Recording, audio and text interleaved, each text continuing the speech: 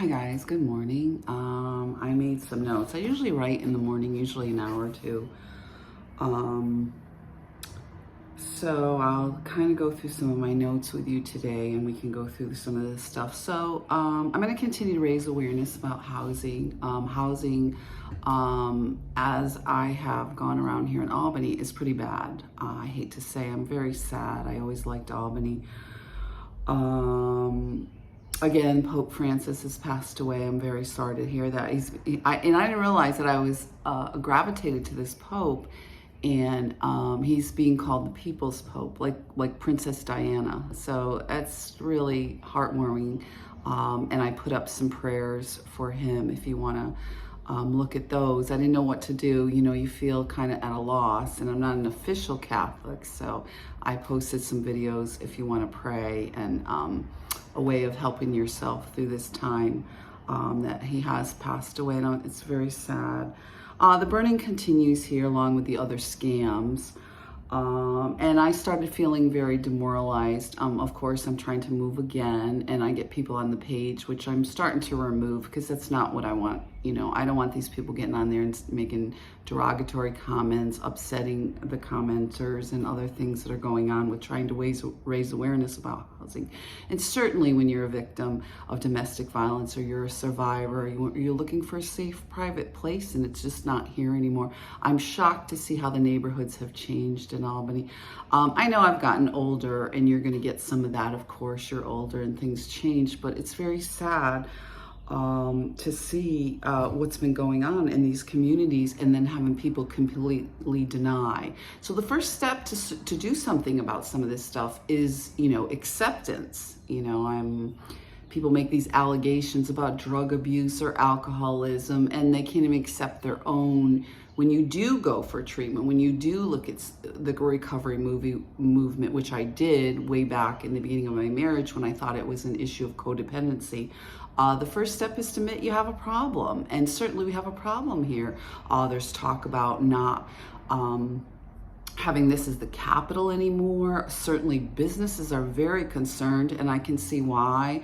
I never, you know, and I work down here professionally too. So sometimes if I get my dates mixed up, don't, you know, jump on the page. I see these people jumping on the page and, you know, fact checking every little thing. And it's not because I'm trying to deceive you or mislead you. It's because, you know, it's trying to, work under these kinds of conditions. So I did also, after I graduated college, I did settle in Albany, make my way, start, you know, more professional, my professional career. And then once I got going, once I went back home, I was lured to come back home. My relationship ended, things had changed, and I commuted the rest of my professional career mostly. So the whole atmosphere around these neighborhoods has changed. I started to walk around and look at some of this stuff, and the whole atmosphere, the eclectic mix of people have changed. It's basically now working folks, you know, going to work. It doesn't appear, you know, I used to call it a little mini New York City because that's how exciting it was for me professionally, artistically. So the whole atmosphere has somewhat changed. Let's see, I wanted to cover, let's see. So still no housing. So everything you apply for, I've gone from thinking 800 or 900 was quite a bit for a small studio when, you know, I know it was a while ago that you could get in student, you know, around the student housing and stuff, you know, $200-300. Then it was $800-900 for me recently. I was still living on $700 a month. Then it went up to $1,000. I thought for sure I'll be able to get a studio or a nice little small one bedroom. Then it was $1,175 for this. And now we're up to $1,300. I mean, people are going higher and higher with the rentals, and there's more and more scams. So, you know, we have less business professionals, less students, less artists, more just regular folks, and the rents are skyrocketing, and there's less going on here. Less, you know, businesses are disgusted. There's less foot traffic. You know, people are talking about there's more homeless people, which I never saw the way you see it now in front of the library, all along Lark Street, in the park.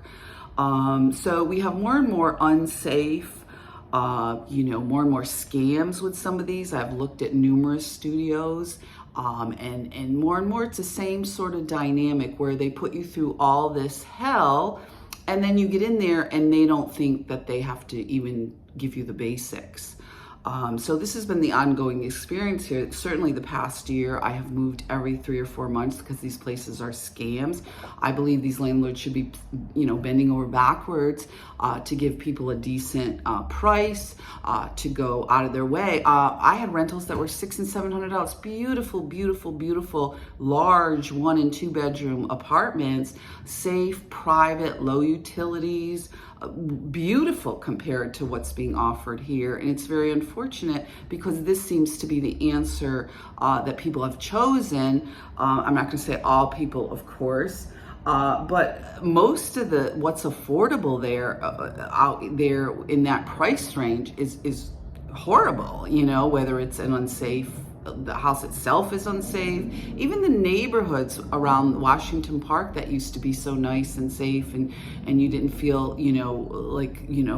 there was people sleeping on the street, and St. Rose is gone over here in Pine Hills. Businesses have closed, some of the more popular businesses. So it's very sad to see what's going on in our neighborhoods, and then get people on there saying, well, what's your answer? And there's no problem, and you're lying, and why are you making this stuff up? And the first answer that I would say is to stop lying and stop denying. Denial is one of the first things you need to get through to solve a problem, to come together as a community and say, what are we going to do about this? And business professionals are, and they're speaking out about their businesses, and they're leaving.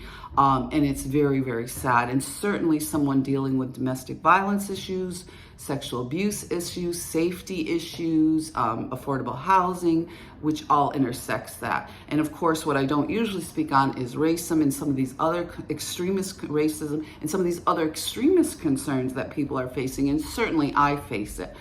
Because I have this group of haters continually to attack and want to prove that somehow I'm incompetent or mentally ill, and this is why this is happening.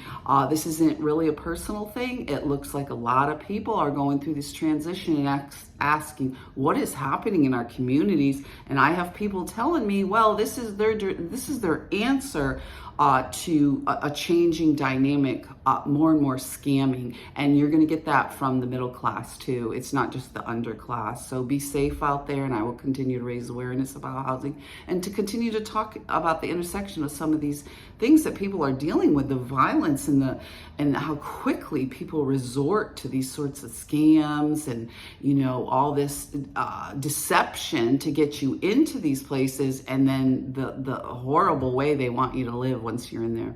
Be safe, guys.